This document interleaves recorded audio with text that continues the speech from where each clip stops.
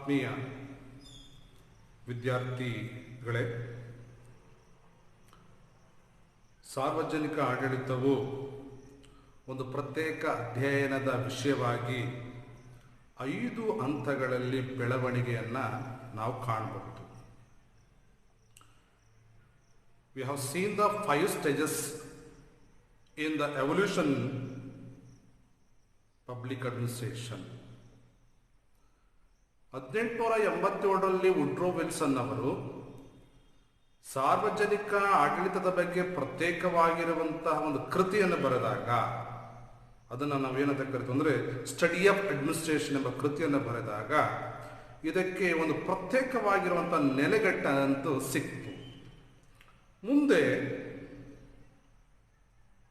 ನಾವು ನೋಡ್ತಾ ಇದ್ವಿ ಈ 5 ಹಂತಗಳು ಯಾವುದು ನಾವು ನೋಡ್ಕೊಳ್ಳೋಣ. ಸಾರ್ವಜನಿಕ ಆಡಳಿತವು ಒಂದು ಪ್ರತ್ಯೇಕ ಅಧ್ಯಯನದ ಶಿಸ್ತಾಗಿ ಬೆಳವಣಿಗೆ ಬಂದ ಬಗ್ಗೆ ವಿವರಿಸಿ ಎಂಬುದಾಗಿ 16 ಅಂಕಗಳ ಪ್ರಶ್ನೆಗಳನ್ನು ನಿಮಗೆ ಕೇಳಿದಾಗ ಈ 5 ಹಂತಗಳನ್ನು ಬರೆದು ನೀವು ವಿವರಿಸಬೇಕು.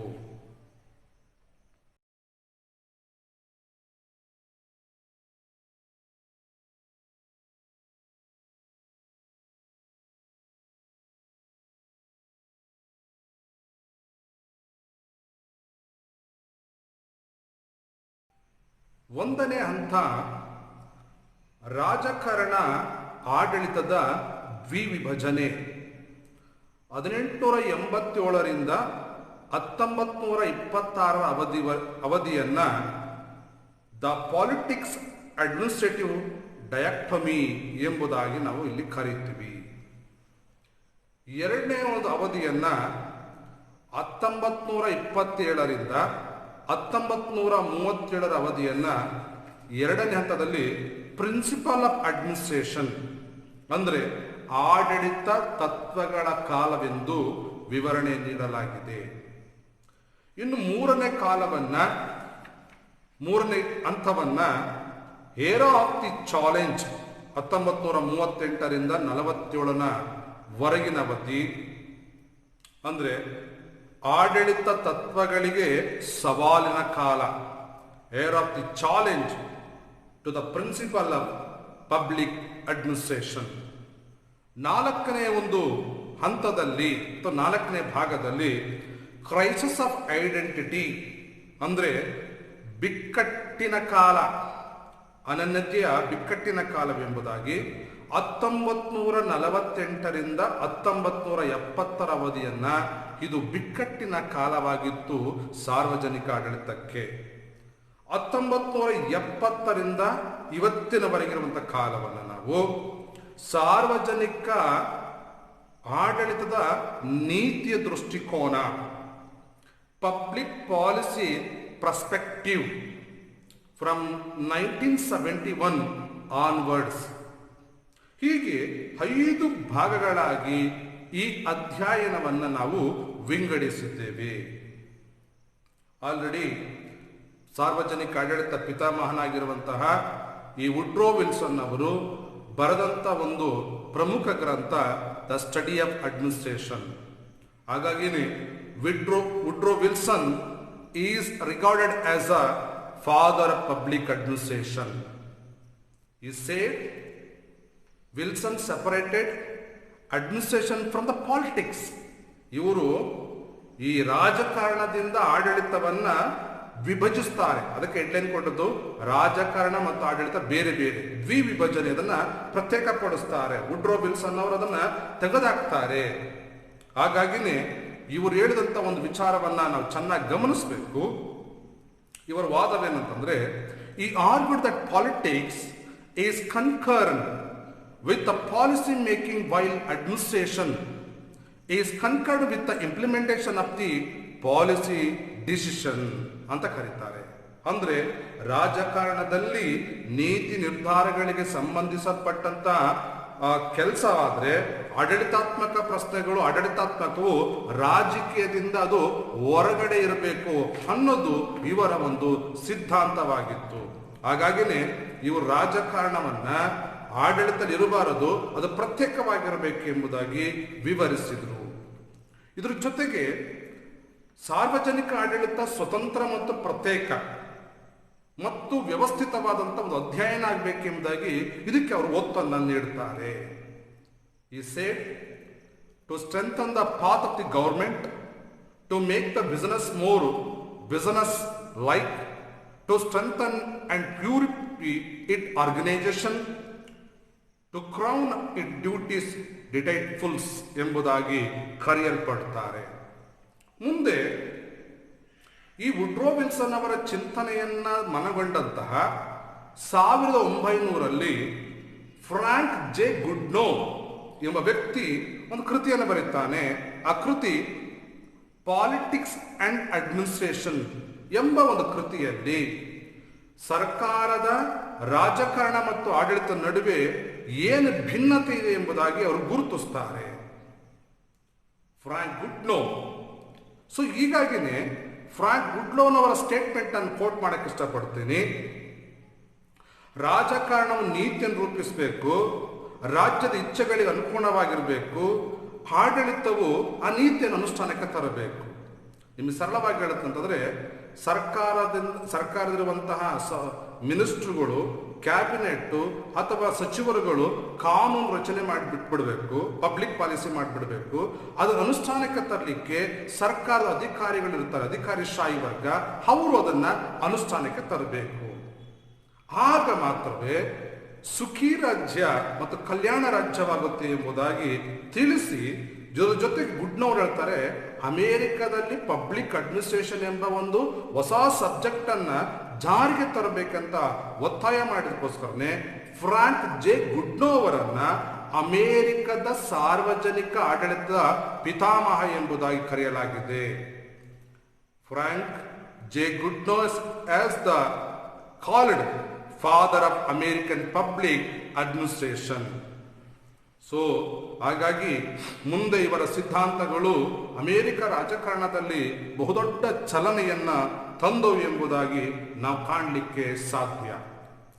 ಇದರ ಮುಂದುವರೆದ ಭಾಗದಲ್ಲಿ 1926ರಲ್ಲಿ LD ವೈಟ್ ಎಂಬ ತಜ್ಞ ಒಂದು ಕೃತಿ ಬರೀತಾರೆ. ಅದೇನಂದ್ರೆ introduction to the study of public administration. ಇದರೊಳಗೆ ಅವ್ರು ಹೇಳ್ತಾರೆ, the first book of the public administration. ಇಡೀ ಸಾರ್ವಜನಿಕ ಆಡಳಿತಕ್ಕೆ ವುಡ್ರೋ ವಿಲ್ಸನ್ ಅವರು ಬರೆಯಲ್ಪಟ್ಟಂತಹ ಸ್ಟಡಿ ಆಫ್ ದಿ ಅಡ್ಮಿನಿಸ್ಟ್ರೇಷನ್ ಪ್ರಬಂಧದ ಎಸ್ಸೆ. ಬಟ್ ಮೊಟ್ಟ ಮೊದಲ ಬಾರಿಗೆ ಸಾರ್ವಜನಿಕ ಆಡಳಿತಕ್ಕೆ ಒಂದು ಕೃತಿ ಬರೆದಂತ ಒಂದು ಶ್ರೇಯಸ್ಸು LD ವೈಟ್ ಅವರಿಗೆ ಸಿಗುತ್ತೆ. ಈ ಕೃತಿ ಸಾರ್ವಜನಿಕ ಆಡಳಿತಕ್ಕೆ ನೀಡಿದ ಅತ್ಯುನ್ನತ ಕೊಡುಗೆ ಎಂಬುದಾಗಿ ಕರೆಯಲ್ಪಟ್ಟಿದೆ.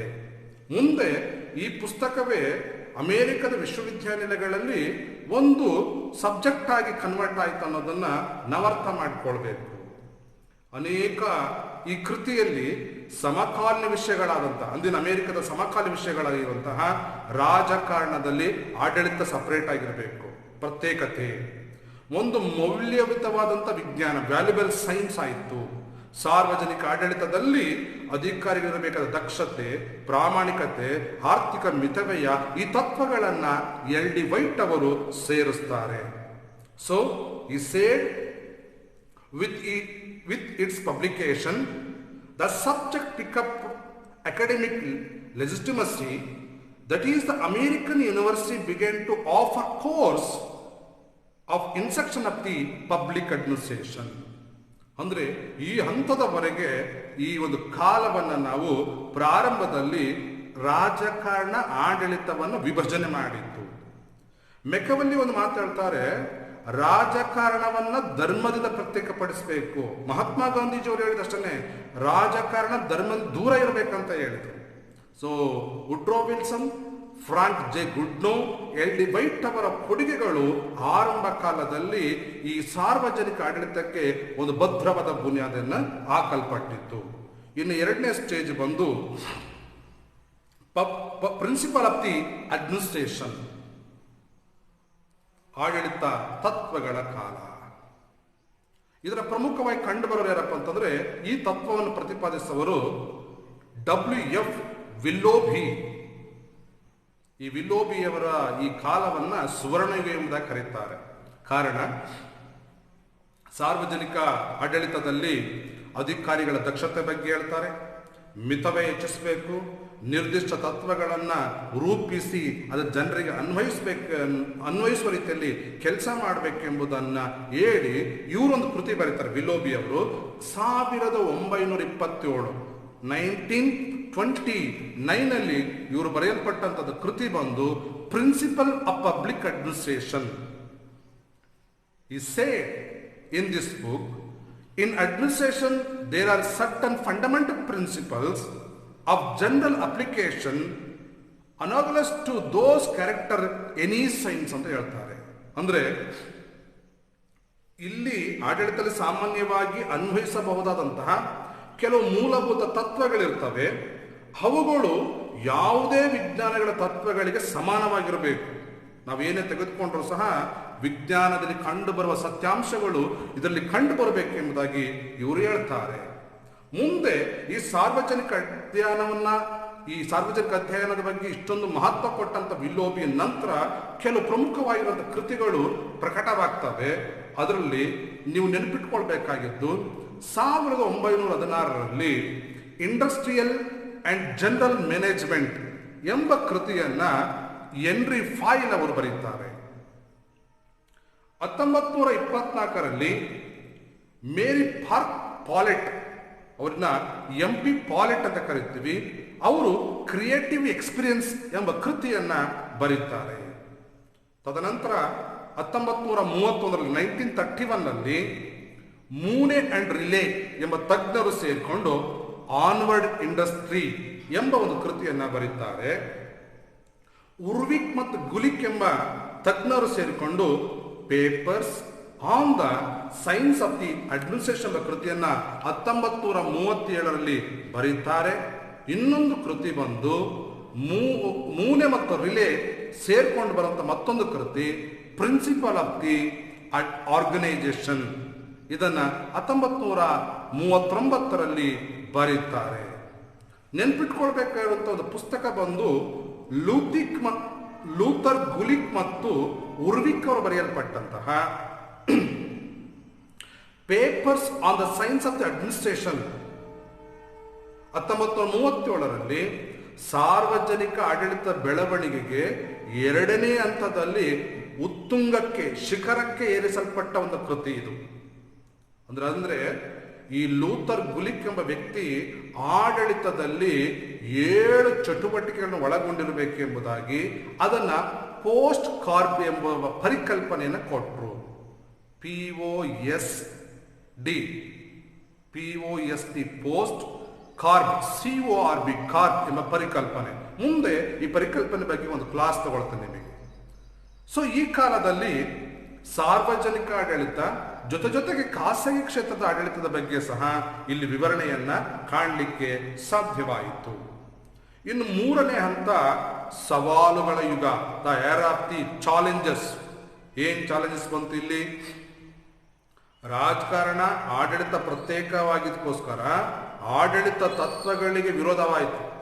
ರಾಜಕಾರಣ ಬೇರೆ ಆಡಳಿತ ಬೇರೆ ಎಂಬುದಾಗಿ ಹೇಳಿದಾಗ ಒಂದು ವರ್ಗದ ಜನರು ಇದಕ್ಕೆ ವಿರೋಧವಾಗಿರುವಂತಹ ನೀತಿ ಅಥವಾ ವಿರೋಧವನ್ನ ವ್ಯಕ್ತಪಡಿಸಿದರು.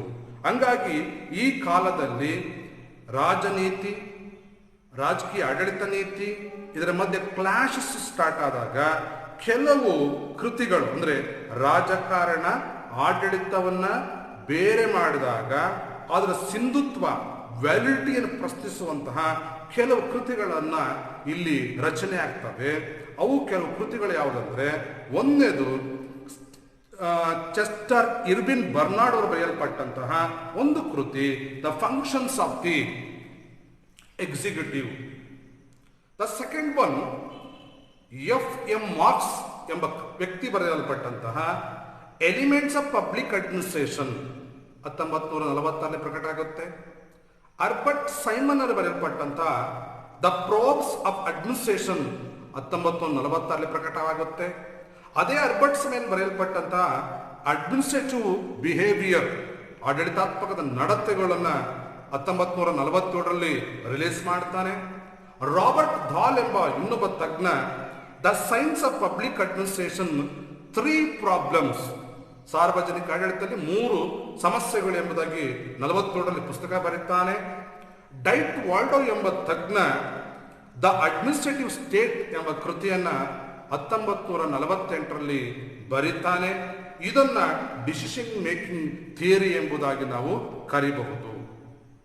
ಮುಂದೆ ನೀವು ಗಮನಿಸಬೇಕಾಗಿರುವಂಥದ್ದು, ಅಲ್ಬರ್ಟ್ ಸೈಮನ್ ಅವರು A pro of the administration ಎಂಬ ಕೃತಿಯಲ್ಲಿ ಗಾದೆ ಮತ್ತು ಕೆಲವು ಚಿಂತನೆಗಳಿಗೆ ಇವರು ಆದ್ಯತೆಯನ್ನ ನೀಡಿದ್ದಾರೆ. ಲೋಕೋಕ್ತಿ ಮಾತುಗಳನ್ನ, ಗಾದೆ ಮಾತುಗಳನ್ನು, ಪ್ರೊಹಬ್ಸ್ಗಳನ್ನು ನೀಡುವುದರ ಮೂಲಕವಾಗಿ ಆಡಳಿತ ಹೇಗೆ ಬಹಳ ಕೆಟ್ಟು ಹೋಗಿದೆ ಎಂಬ ಟೀಕೆಯನ್ನ ಮಾಡಿದ್ದಾರೆ. ಸೊ ಅದರ ಜೊತೆಗೆ ರಾಬರ್ಟ್ ದಾಲ್ ಅವರು ಸಹ ಹೇಳ್ತಾರೆ, evolution of the science in the public administration. ಇಲ್ಲಿ ಅವರು ಹೇಳುವಂತ ವಿಚಾರ ಏನಂದ್ರೆ, ಮೌಲ್ಯಾಧಾರಿತವಾದಂಥ ಒಂದು ರಾಜಕಾರಣವಿದೆ, ಆಡಳಿತವಿದೆ. The pragmatic impossibility, they need the study of certain issues, terms and regards of the human beings and constitutive organization, insensible nature of the principle of the administration ಅಂತ ಹೇಳಿ ಅವಾಗ್ನಿಕ ತತ್ವಗಳಿವೆ, ಮಾನವನ ವರ್ತಗಳಿಗೆ ವಿರುದ್ಧವಾಗಿರುವಂತಹ ತತ್ವಗಳಿವೆ ಎಂಬುದಾಗಿ ವಿರೋಧವನ್ನ ವ್ಯಕ್ತಪಡಿಸ್ತಾರೆ. ಮುಂದೆ 4ನೇ ಹಂತವನ್ನು ನಾವು ಏನು ಹೇಳ್ತೀವಿ ಅಂದ್ರೆ, ಕ್ರೈಸಿಸ್ ಆಫ್ ಐಡೆಂಟಿಟಿ.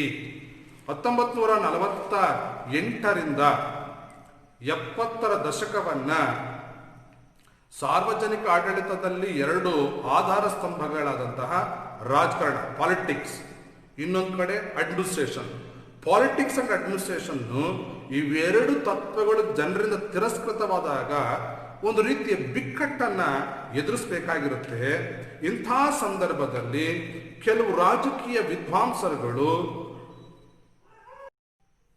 ಈ ಬಿಕ್ಕಟ್ಟಿನ ಕಾಲದಲ್ಲಿ ಪ್ರಮುಖವಾಗಿ ವಿದ್ವಾಂಸರ ನಡುವೆ ಸಂಘರ್ಷಗಳು ಏರ್ಪಾಟಾಗಿ 2 ಭಾಗವಾಗಿ ವಿಂಗಡಣೆ ಆಗ್ತವೆ, 2 ಪಂಥವಾಗ್ತವೆ. ಒಂದು ಗುಂಪಿನ ವಿದ್ವಾಂಸರುಗಳು ಹಳೆಯ ರಾಜ್ಯಶಾಸ್ತ್ರಕ್ಕೆ ವಾಪಸ್ ಹೋಗ್ತಾರೆ. ಮತ್ತೊಂದು ಗುಂಪಿನ ಜನರು ಆ ಕಾಲದಲ್ಲಿ ಆಡಳಿತ ವ್ಯವಸ್ಥೆಯನ್ನು ಬೆಂಬಲಿಸಿಕೊಂಡು ಮುಂದೆ ಬರ್ತಾರೆ. ಹಾಗಾಗಿ ಜಾನ್ ಗಾಸ್ ಎಂಬ ಒಬ್ಬ ತಜ್ಞ ಒಂದು ಪುಸ್ತಕ ಬರೀತಾರೆ, trends in theory of public administration ಎಂಬ ಕೃತಿ 1950ರಲ್ಲಿ ಹೇಳ್ತಾನೆ. ಸಾರ್ವಜನಿಕ ಆಡಳಿತವೆಂದರೆ ರಾಜಕೀಯ ಸಿದ್ಧಾಂತ ಅಂತ ಹೇಳ್ತಾನೆ. ರೋಟಿನ್ ಮಾಸ್ಕೋ ಎಂಬ ವ್ಯಕ್ತಿ 1952ರಲ್ಲಿ ಒಂದು ಲೇಖನವನ್ನು ಬರೆದು ಹೇಳ್ತಾರೆ, ಇದು ರಾಜ್ಯಶಾಸ್ತ್ರದ ಮೇಲೆ ಪ್ರಭುತ್ವವನ್ನು ಸಾಧಿಸುವಂಥದ್ದು ವಿಷಯ ಎಂಬುದಾಗಿ ಪ್ರತಿಪಾದಿಸ್ತಾರೆ. ಹೀಗೆ ಸೈಮನ್ ಅವರು ಆರ್ಗನೈಸೇಷನ್ ಎಂಬ ಕೃತಿ ಬರೀತಾರೆ. ಕೈಟ್ಸ್ ಅಂಡ್ ಮಾರ್ಚ್ ಅವರು behaviour of theory of the firm ಎಂಬ ಕೃತಿ ಬರೀತಾರೆ. March and handbook of the organisation ಎಂಬ ಕೃತಿ ಬರೀತಾರೆ. ಜೆ ಥಾಮ್ಸನ್ ಅವರು ಆರ್ಗನೈಸೇಷನ್ ಇನ್ ಇಂಜೆಕ್ಷನ್ ಅಂತ ಬರೀತಾರೆ. ಒಟ್ಟಾರೆ ಈ ಬಿಕ್ಕಟ್ಟಿನ ಕಾಲದಲ್ಲಿ 2 ಪಂಥಗಳಾದಾಗ ಹೊಸದಾಗಿರುವಂತಹ ಚಿಂತನೆಗಳು ಆರಂಭವಾಗ್ತವೆ. ಅದರಲ್ಲಿ ಒಬ್ಬೊಬ್ಬರು ಒಂದೊಂದು ರೀತಿಯ ವಿಚಾರಗಳನ್ನು, ತತ್ವಗಳನ್ನು ಪ್ರತಿಪಾದಿಸ್ತಾರೆ. ಅವು ಒಂದೊಂದು ನೋಡ್ಕೊಂಡು ಬರೋಣ. ನಂಬರ್ 1, ನವ ಮಾನವ ಸಂಬಂಧಗಳ ಪಂಥ ಉದಯವಾಗ್ತವೆ. ಕೆಲವರೆಲ್ಲ ಸೇರ್ಕೊಂಡು ನ್ಯೂ ಹ್ಯೂಮನ್ ರಿಲೇಶನ್ಶಿಪ್. ಇಲ್ಲಿ ಇವಲ್ಯೂಷನ್ ಆಗಿಬಿಟ್ಟು ಕ್ರಿಸ್ ಅರ್ಗಸನ್, ಡೊಗ್ಲಾಸ್ ಮ್ಯಾಕ್ಗ್ರಿಗರ್, ರಿಲೀಸ್ ಲಿಕಟ್, ವಾರನ್ ಬೆನ್ನಿಸನ್ ಅವರು ಈ ನವಮಾನವ ಸಿದ್ಧಾಂತವನ್ನು ಪ್ರತಿಪಾದಿಸಿದರೆ, 2ನೇ ಹಂತದಲ್ಲಿ ಕಂಪೇರಿಟಿವ್ ಪಬ್ಲಿಕ್ ಅಡ್ಮಿನಿಸ್ಟ್ರೇಷನ್ ಅಂದರೆ ತೌಲನಿಕ ಆಡಳಿತವನ್ನ ಬೆಳವಣಿಗೆ ಹೊಂದುತ್ತೆ. ಇದ್ರ ಜೊತೆ 3ನೇ ಹಂತದಲ್ಲಿ ಫೆಡ್ರಿಕ್ ರಿಕ್ಸ್ ಎಂಬ ತಜ್ಞ ಆಡಳಿತದಲ್ಲಿ ಪರಿಸರ ವಿಧಾನ, ಎಕೋಲಾಜಿಕಲ್ ಅಪ್ರೋಚ್ ಅನ್ನು ಅಳವಡಿಸಿಕೊಳ್ತಾನೆ. ಹಾಗೆ ಎಡ್ವರ್ಡ್ ವಿಡ್ನರ್, WF ರಿಕ್ಸ್ ಎಂಬ ವ್ಯಕ್ತಿಗಳು ಡೆವಲಪ್ಮೆಂಟ್ ಅಡ್ಮಿನಿಸ್ಟ್ರೇಷನ್ ಎಂಬ ಕಾನ್ಸೆಪ್ಟ್ ಅಳವಡಿಸಿಕೊಳ್ತಾರೆ. ಮುಂದೆ ಡೈಟ್ ವಾಲ್ಡೋ ವ್ಯಕ್ತಿ ನ್ಯೂ ಪಬ್ಲಿಕ್ ಅಡ್ಮಿನಿಸ್ಟ್ರೇಷನ್, ಹೊಸ ಸಾರ್ವಜನಿಕ ಆಡಳಿತವನ್ನ ಬೆಳೆಸ್ತಾನೆ. ವಿನ್ಸೆಂಟ್ ಅಸ್ಟ್ರಾಮ್ ಎಂಬ ವ್ಯಕ್ತಿ ಪಬ್ಲಿಕ್ ಚಾಯ್ಸ್ ಅಪ್ರೋಚ್, ಜನರ ದೃಷ್ಟಿಗೆ ಸರಿದೋಗುವಂತ ಸಿದ್ಧಾಂತವನ್ನ ಪ್ರತಿಪಾದಿಸಿದರೆ, ಇನ್ನೊಂದು ವಿಮರ್ಶಾತ್ಮಕವಾಗಿರುವಂಥ ಬೆಳವಣಿಗೆ ಆರಂಭವಾಗುತ್ತೆ. ಅದನ್ನು ಕ್ರಿಟಿಕಲ್ ಅಪ್ರೋಚ್ ಅಂತ ನಾವು ಕರೀತೀವಿ. ಇದಿಷ್ಟು 1948ರಿಂದ 70 ನಡೆಯಲ್ಪಟ್ಟಂಥ ಘಟನೆ. ಇನ್ನು 5ನೇ ಹಂತ ಬಂದು ಪಬ್ಲಿಕ್ ಪಾಲಿಸಿ ಪರ್ಸ್ಪೆಕ್ಟಿವ್, ಸಾರ್ವಜನಿಕ ನೀತಿಯ ದೃಷ್ಟಿಕೋನ 1970ರಿಂದ ಇಲ್ಲಿವರೆಗೆ ಆರಂಭವಾಗಿದೆ. ಇಲ್ಲಿ ನಾವೇನು ನೋಡ್ತೀವಪ್ಪ ಅಂತಂದ್ರೆ ರಾಜಕೀಯ, ನೀತಿ, ವಿಜ್ಞಾನ, ಅರ್ಥಶಾಸ್ತ್ರ, ನೀತಿ ನಿರೂಪಣೆ, ಪಾಲಿಸಿಯನ್ನ ಹೇಗೆ ಅದನ್ನ ನಿರೂಪಿಸಬೇಕು, ವಿಶ್ಲೇಷಣೆ, ಇದ್ರ ಬಗ್ಗೆ ಚರ್ಚೆಗಳು, ಡಿಬೇಟ್ಗಳು, ಯಾವ ಕಾನೂನು ಸರಿ, ಯಾವ ಪಾಲಿಸಿ ಸರಿ ಎಂಬುದಾಗಿ ಜನರು ಒಂದು ಪ್ಯಾನೆಲ್ ಡಿಸ್ಕಷನ್ ಮಾಡುವ ಹಂತಕ್ಕೆ ಹೋಗಿದೆ. ಇತ್ತೀಚೆಗೆ ಕೇಂದ್ರ ಸರ್ಕಾರ ಭೂ ಸುಧಾರಣೆ ಕಾಯ್ದೆ ಜಾರಿ ತಂದಾಗ ಅದನ್ನು ಬಹುದೊಡ್ಡ ಸಂಖ್ಯೆ ರೈತರು ವಿರೋಧಿಸ್ತಾ ಇದ್ರು. ಅಂದ್ರೆ ಈ ಪಾಲಿಸಿ ನಮಗೆ ಪೂರಕವಾಗಿಲ್ಲ, ಇದು ಕೇವಲ ಬಂಡವಾಳಶಾಹಿಗಳಿಗೆ ಅನುಕೂಲವಾಗಿದೆ ಎಂಬುದಾಗಿ ಅಂದ್ರೆ ವಿಶ್ಲೇಷಣೆ, ವಿಮರ್ಶೆ, ವಿರೋಧವನ್ನು ವ್ಯಕ್ತಪಡಿಸುವಂತಹ ಹಂತಕ್ಕೆ ಈ 70ರಿಂದ ಈ ಕಡೆ ಅದು ಕಂಡುಕೊಂಡಂತ ಅಥವಾ ಬೆಳೆದು ಬಂದಂತ ಒಂದು ಬೆಳವಣಿಗೆ. ಹಾಗಾಗಿ ಸಾರ್ವಜನಿಕ ಆಡಳಿತದಲ್ಲಿ ರಾಜಕೀಯ ಆಡಳಿತ ತಿರಸ್ಕೃತಗೊಂಡಿದ್ದರಿಂದ ಅಂತಿಮವಾಗಿ ಸಾರ್ವಜನಿಕರು ಏನು ಇಷ್ಟಪಡ್ತಾರೆ, ಪಬ್ಲಿಕ್ನ ಪರ್ಸ್ಪೆಕ್ಟಿವ್ ಏನು, ಸಾರ್ವಜನಿಕರ ಆಶೋತ್ತರಗಳೇನು, ಅವರ ಭಾವನೆಗಳೇನು, ಅದಕ್ಕೆ ಸ್ಪಂದಿಸಬೇಕು ಎಂಬುದಾಗಿ ಡೈಟ್ ವಾಲ್ಡೋ ಅವರು ಒಂದು ಸಿದ್ಧಾಂತವನ್ನ, ಒಂದು ಸೂತ್ರವನ್ನು ಅಳವಡಿಸ್ತಾರೆ. ಅದನ್ನ ಔಟ್ ವಾರ್ನ್ ಕ್ರೀಡೋ, ಸವಕಲಾದ ಸೂತ್ರ, ಅಂದ್ರೆ ಸವಕಲಾದ ನಾಣ್ಯದ ರೂಪದಲ್ಲಿರುವಂತಹ ಒಂದು ಸೂತ್ರಕವನ್ನ ಅಳವಡಿಸಿಕೊಳ್ತಾರೆ. ಅದೇನಪ್ಪ ಅಂತಂದ್ರೆ ಪಬ್ಲಿಕ್ ಪಾಲಿಸಿ ಅಪ್ರೋಚಸ್. ಇದು ಕೆಲವು ವಿಷಯಗಳ ಮೇಲೆ ನಿಂತ್ಕೊಂಡಿದೆ. ಒಂದನೇದು ರಾಜಕೀಯ ಆಡಳಿತ ಸಂಪೂರ್ಣ ವ್ಯಾಪನೆ, ಇಂಟರ್ ಪಿನಿಟ್ರೇಷನ್ಸ್ ಮೇಲ್ಗಡೆ. ಎರಡನೇದು ಆಡಳಿತ ಕಾರ್ಯಕ್ರಮದ ಸ್ವರೂಪ ಹೇಗಿರಬೇಕು. ಇವೆಲ್ಲ ವಿಚಾರಗಳನ್ನ ಈ ಸಾರ್ವಜನಿಕ ಆಡಳಿತವು 5 ಹಂತಗಳಲ್ಲಿ ಬೆಳಕೊಂಡು ಬಂದಿದೆ. ಹಾಗಾದ್ರೆ ಭಾರತದಲ್ಲಿ ಇದರ ಒಂದು ಬೆಳವಣಿಗೆ ಹೇಗಾಯಿತು ಅಂತ ನೋಡಿಕೊಳ್ಳುವಾಗ, ಭಾರತದಲ್ಲಿ ಸಾರ್ವಜನಿಕ ಆಡಳಿತದ ಈ ವಿಷಯ ಮತ್ತು ಬೋಧನೆ 1930ರಲ್ಲಿ ಮೊಟ್ಟ ಮೊದಲ ಬಾರಿಗೆ ಲಕ್ನೋ ಯೂನಿವರ್ಸಿಟಿಯಲ್ಲಿ MA ರಾಜ್ಯಶಾಸ್ತ್ರದಲ್ಲಿ ಸಾರ್ವಜನಿಕ ಆಡಳಿತವನ್ನ ಒಂದು ಪೂರ್ಣ ಪ್ರಮಾಣದ ವಿಷಯವನ್ನಾಗಿ ಅಧ್ಯಯನಕ್ಕೆ ಒಳಪಡಿಸ್ತಾರೆ. ಇದು ನಿಮಗೆ CET ಕೇಳ್ತಾನೆ. ಭಾರತದಲ್ಲಿ ಮೊಟ್ಟ ಮೊದಲ ಬಾರಿಗೆ ಸಾರ್ವಜನಿಕ ಆಡಳಿತ ಸಿದ್ಧಾಂತದ ವಿಷಯವನ್ನ ಪ್ರಾರಂಭಿಸಿದ ಯೂನಿವರ್ಸಿಟಿ ಯಾದಂದ್ರೆ 1930ರ ಲಕ್ನೋ ಯೂನಿವರ್ಸಿಟಿ. 1937ರಲ್ಲಿ ಮೆಡ್ರಾಸ್ ಯೂನಿವರ್ಸಿಟಿ ಸಹ ಆಡಳಿತ